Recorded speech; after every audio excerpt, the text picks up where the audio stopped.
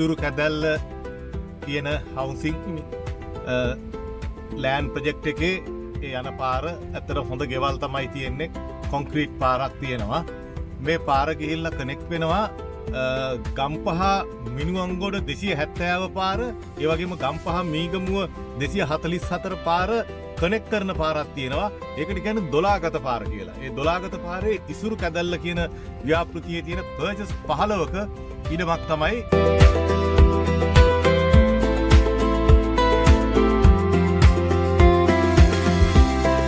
මේ තියෙන්නේ